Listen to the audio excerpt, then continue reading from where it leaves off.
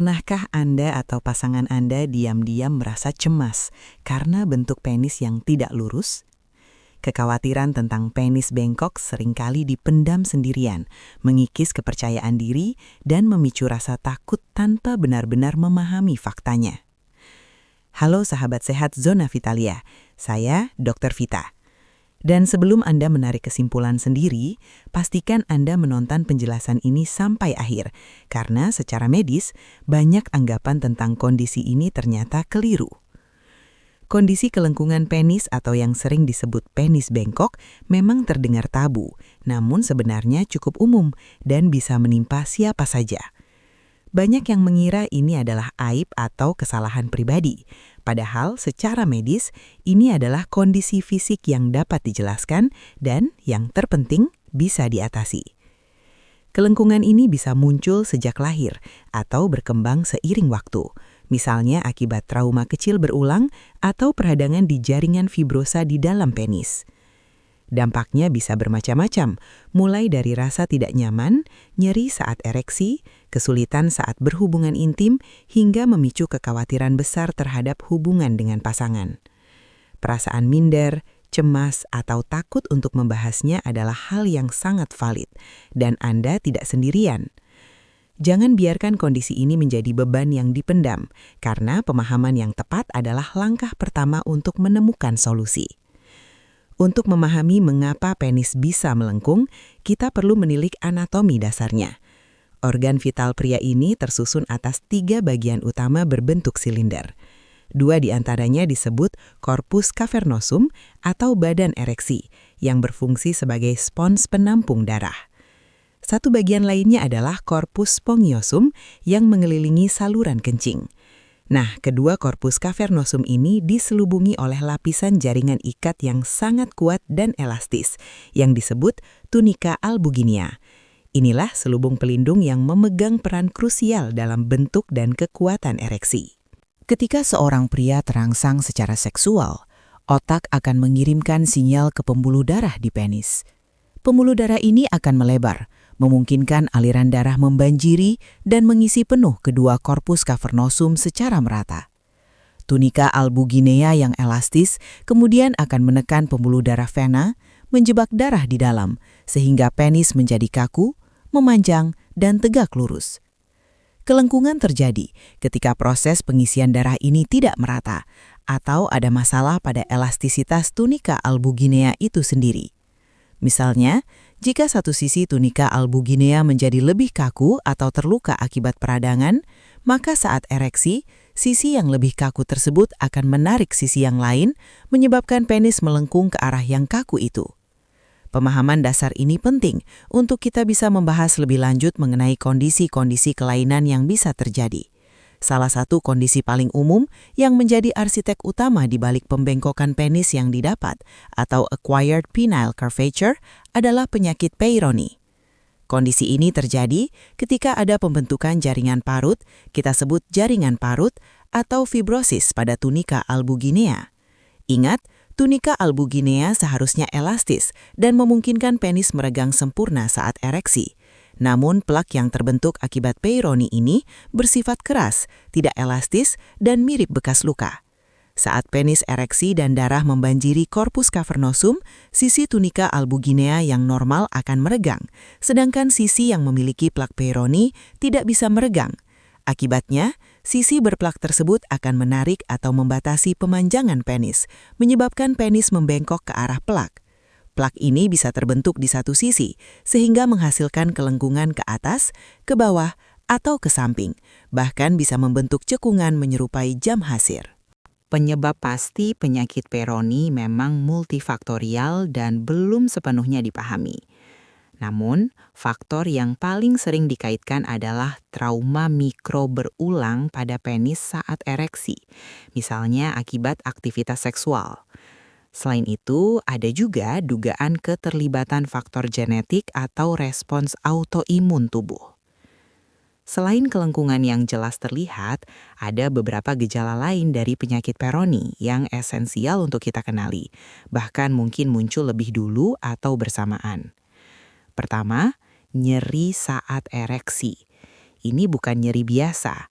Rasa sakit ini seringkali disebabkan oleh peradangan aktif di sekitar plak atau karena peregangan jaringan parut yang kaku saat penis membesar dan mengeras.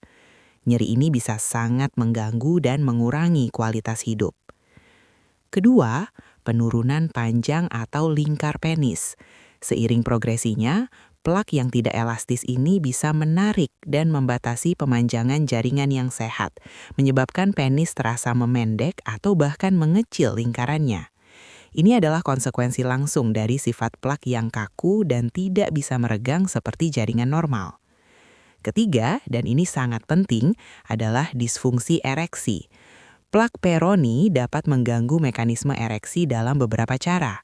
Bisa karena nyeri yang mencegah ereksi penuh, atau karena plak itu sendiri mempengaruhi aliran darah dan fungsi pembuluh darah di dalam penis, sehingga ereksi menjadi kurang keras atau sulit dipertahankan.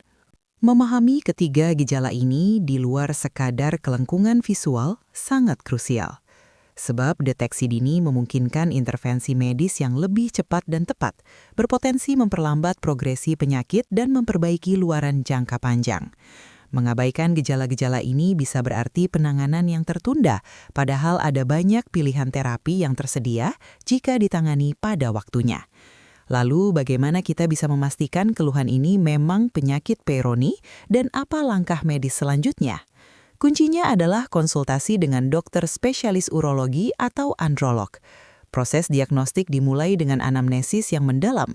Dokter akan bertanya secara rinci tentang riwayat gejala Anda, kapan pertama kali muncul, bagaimana progresinya, ada tidaknya nyeri, perubahan pada ereksi, dan riwayat trauma sebelumnya. Ini penting untuk memahami gambaran klinis secara menyeluruh. Setelah itu akan dilakukan pemeriksaan fisik. Dokter akan meraba penis Anda dalam kondisi tidak ereksi untuk merasakan adanya plak atau benjolan yang menjadi ciri khas penyakit Peyronie. Lokasi, ukuran, dan konsistensi plak akan dinilai. Untuk konfirmasi dan penilaian lebih lanjut, dokter mungkin akan merekomendasikan pemeriksaan penunjang. Yang paling umum adalah ultrasonografi penis, seringkali dilakukan saat penis ereksi. USG ini sangat vital karena dapat memvisualisasikan plak secara langsung, menilai ukurannya, dan yang tak kalah penting mengevaluasi aliran darah di dalam penis. Ini membantu dokter menentukan apakah ada gangguan vaskular yang berkontribusi pada disfungsi ereksi. Pada kasus tertentu yang lebih kompleks, magnetic resonance imaging mungkin diperlukan untuk mendapatkan gambaran struktur jaringan yang lebih detail. Dengan informasi yang komprehensif ini, dokter dapat menegakkan diagnosis secara akurat dan merencanakan strategi penanganan yang paling sesuai untuk Anda. Jangan ragu untuk mencari bantuan profesional. Setelah diagnosis ditegakkan, seringkali muncul berbagai kekhawatiran dan kesalahpahaman yang beredar luas di masyarakat tentang penis bengkok atau penyakit Peyronie. Penting bagi kita untuk memisahkan mitos dari fakta medis yang sebenarnya, agar Anda tidak lagi merasa was-was. Salah satu mitos yang paling sering saya dengar adalah penis bengkok berarti tidak bisa punya anak. Ini adalah kesalahpahaman besar. Penyakit Peyronie yang ditandai dengan pembentukan plak fibrosa tidak secara langsung mempengaruhi produksi sperma atau kesuburan Anda. Plak tersebut hanya mengubah bentuk dan fungsi ereksi, bukan organ reproduksi yang menghasilkan sperma. Masalah kesuburan mungkin hanya muncul secara tidak langsung jika disfungsi ereksi yang parah akibat Peyronie membuat penetrasi menjadi mustahil. Namun itu bukan efek langsung dari penyakit pada kesuburan itu sendiri. Mitos kedua adalah penyakit Peyronie selalu butuh operasi. Ini juga tidak benar. Faktanya, banyak kasus, terutama di fase awal ketika penyakit masih aktif, dapat dikelola dengan terapi non-bedah. Pendekatan ini meliputi obat oral, suntikan langsung ke plak, hingga terapi traksi penis. Operasi baru akan dipertimbangkan jika kurva sudah stabil, tidak lagi nyeri dan cukup parah hingga mengganggu fungsi seksual atau menyebabkan rasa sakit saat berhubungan. Terakhir, ada yang percaya penis bengkok itu hanya akibat posisi seks yang salah. Ini adalah penyederhanaan yang keliru. Penyakit Peyronie disebabkan oleh pembentukan plak jaringan parut fibrosa di dalam tunika albuginea. lapisan elastis yang membungkus corpus cavernosum penis. Plak ini sering terbentuk akibat cedera mikroskopis berulang pada tunika saat penis ereksi atau mengalami tekanan berlebihan, bukan hanya karena posisi seks yang salah semata. Ini adalah respons penyembuhan yang abnormal terhadap trauma tersebut. Meskipun aktivitas seksual bisa menjadi pemicu, ini adalah kondisi medis spesifik, bukan sekedar masalah posisi. Jika operasi bukan selalu jawaban, lantas apa saja pilihan penanganan penyakit Peyronie? Jangan khawatir, ada berbagai strategi medis yang bisa kita tempuh, disesuaikan dengan kondisi spesifik dan fase penyakit Anda, membangun harapan untuk solusi konkret. Untuk kasus lebih ringan atau di fase awal, pendekatan non-invasif bisa jadi pilihan. Ini termasuk obat oral seperti PDE5 inhibitor, yang membantu disfungsi ereksi dengan melancarkan aliran darah, walau tidak langsung menghilangkan plak. Kemudian, ada injeksi intralesi, di mana zat aktif disuntikan langsung ke plak untuk memecah kolagen, mengurangi kekakuan dan memperbaiki kelengkungan. Selain itu, terapi traksi penis menggunakan alat khusus yang memberikan regangan lembut berkelanjutan pada penis, bertujuan merombak plak dan mengurangi kelengkungan. Vacuum erection device juga dapat digunakan sebagai pelengkap untuk meregangkan jaringan. Ketika kelengkungan stabil, tidak nyeri, dan sangat mengganggu fungsi seksual, barulah pembedahan dipertimbangkan. Pilihan bedah meliputi plikasi, di mana sisi penis yang lebih panjang dijahit untuk meluruskan, atau untuk kasus lebih kompleks, grafting, yaitu plak diangkat dan diganti dengan cangkok jarinan. Setiap pilihan pengobatan memiliki indikasi dan resikonya. Diskusi mendalam dengan dokter urologi sangat penting untuk menemukan rencana perawatan yang paling tepat dan efektif bagi Anda demi mengembalikan kualitas hidup dan fungsi seksual yang optimal. Setelah kita memahami berbagai opsi penanganan medis untuk penyakit Peyronie, ada satu aspek krusial yang tak kalah penting, bahkan seringkali menjadi fondasi bagi keberhasilan perawatan fisik, yaitu dukungan emosional dan komunikasi. Terkadang, kondisi seperti penis bengkok, terlepas dari tingkat keparahannya, dapat menimbulkan dampak psikologis yang mendalam.